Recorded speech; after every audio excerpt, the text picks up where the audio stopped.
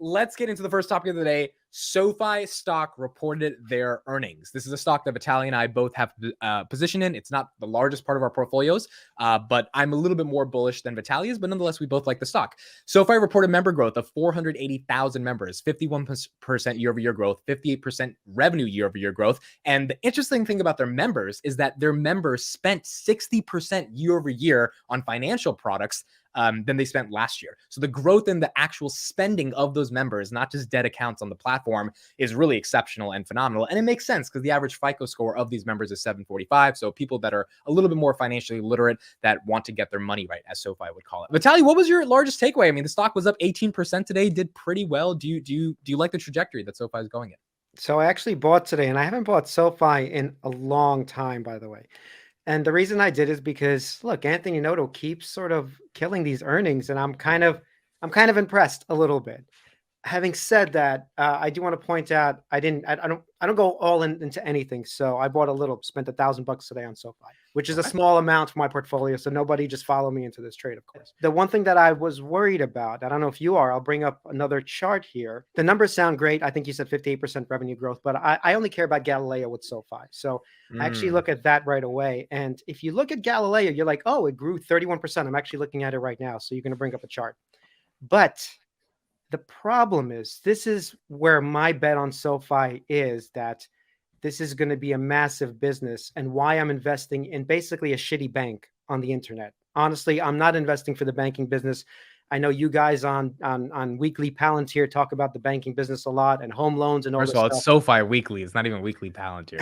Weekly Palantir. Whereas about SoFi, you always got to bring up Palantir. I'm sorry. It's a Freudian slip, as somebody wrote in the comments once.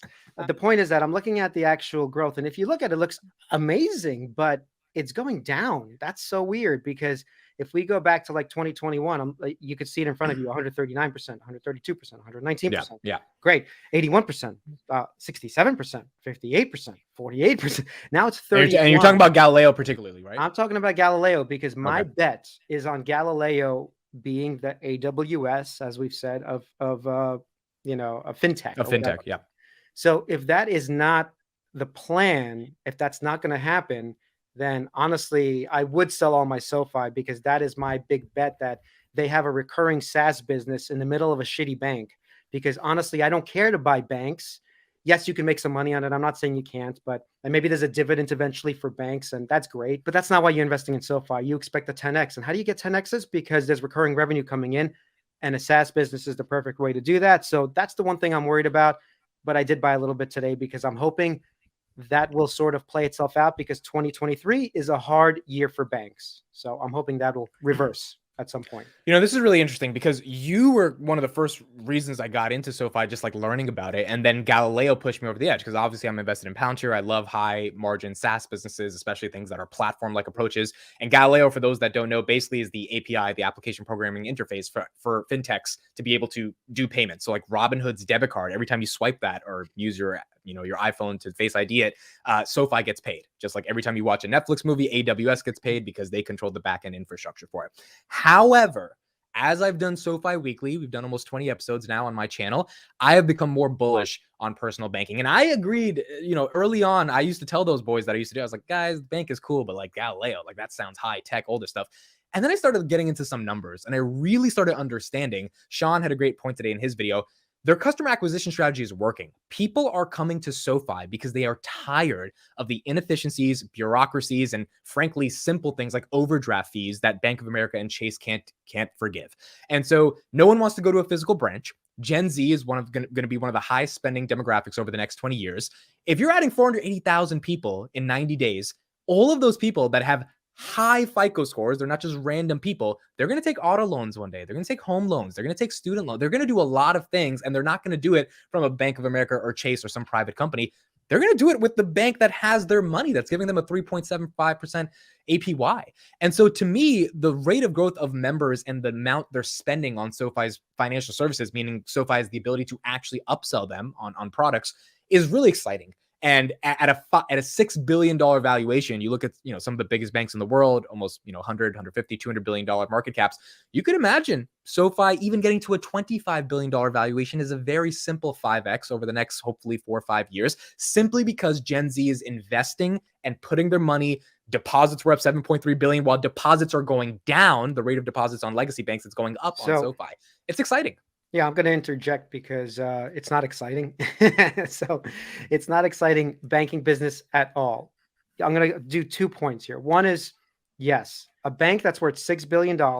And then we look at something like Wells Fargo, well, which has a big history, though, is worth over 100 billion, I believe, maybe 150 billion.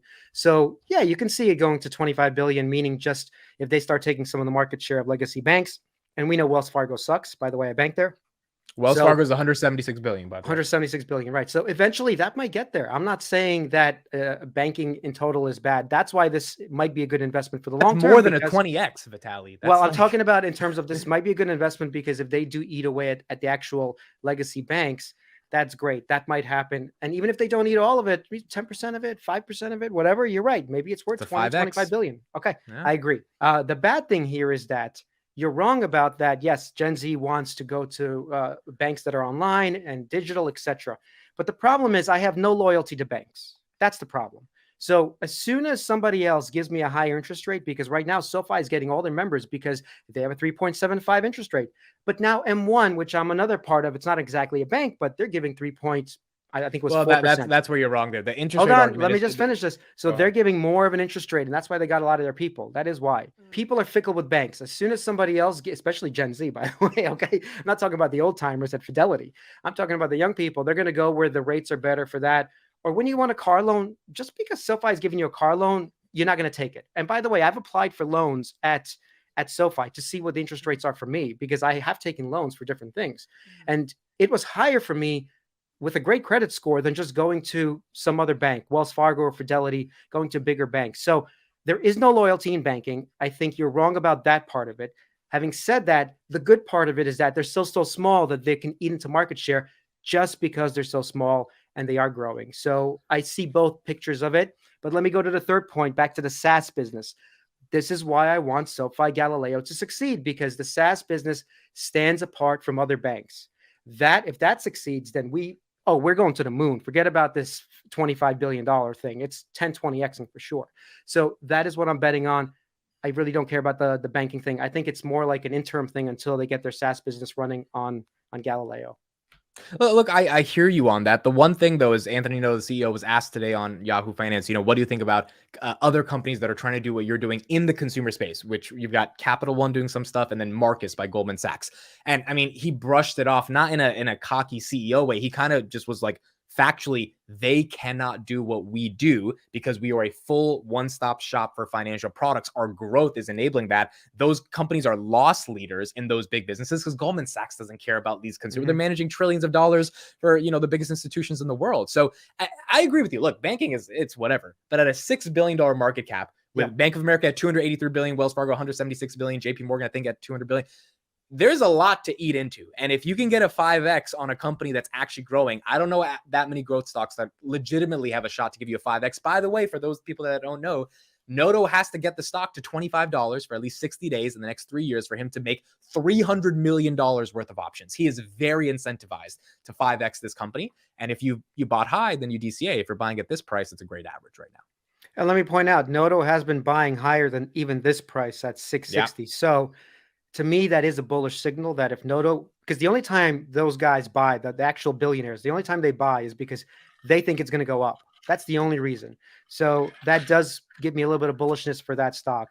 And this is why I'm invested, by the way. But still, if this was just a banking play, I would never be in it because it's pointless. I would rather just buy more Tesla stock. I'd rather buy Enphase. I'd rather buy something I see sort of that's building recurring revenue for sure. SoFi, that's a great point. It's a good point. It's a good point. SoFi, I feel, is building recurring revenue. So this is why I'm excited about SoFi. Would I ever go all in at this, even at the $6 billion? No. But if it actually halves and the market does take a massive dip where it goes to, I don't know, 2 billion, now all of a sudden it's an easy 2-3x, like easy. Like I don't have to worry about it. So we'll see what happens. But I'm going to dollar cost average this whole year.